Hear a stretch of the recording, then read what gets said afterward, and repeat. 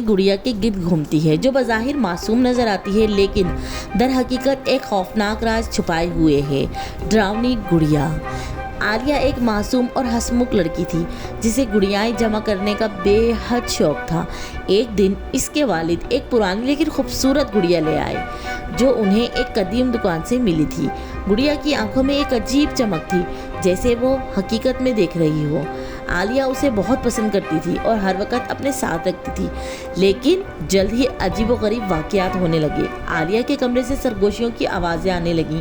गुड़िया बाज़ औक़ात खुद ब खुद मुख्तलिफ जगहों पर नज़र आती और रात के औक़ात में उसकी हंसी की आवाज़ गूंजती। पहले तो आलिया ने इसे इत्तफ़ाक़ समझा, लेकिन एक रात उसने अपनी आंखों से गुड़िया को हरकत करते देखा तो उसकी चीख निकल गई।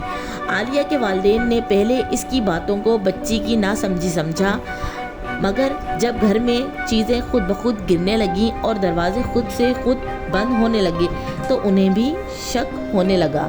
एक दिन आलिया ने गुड़िया को गौर से देखा और महसूस किया कि उसकी आंखों में एक पुरस्रार उदासी थी जिसे वो कुछ कहना चाह रही हो। आखिरकार एक बुजुर्ग शख्स से मालूम हुआ कि ये गुड़िया दरअसल एक छोटी बच्ची की थी जो सालों पहले पुरस्रार हालात में लापता हो गई थी। कहा जाता है कि इसकी रूह इस गुड़िया में कैद हो चुकी थी। इस हकीकत का पता चलते ही आलिया के वालिदैन ने एक आमिल बाबा से मदद ली जिन्होंने रूह को आज़ाद करने के लिए गुड़िया को एक मुकद्दस जगह दफन करने का मशवरा दिया।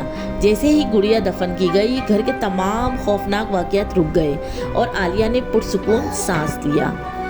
ये कहानी हमें सिखाती है कि बाज़ औक़ात चीज़ें महज खिलौने नहीं होते, बल्कि उनके पीछे छुपे राज हमारी सोच से ज़्यादा ख़तरनाक हो सकते हैं।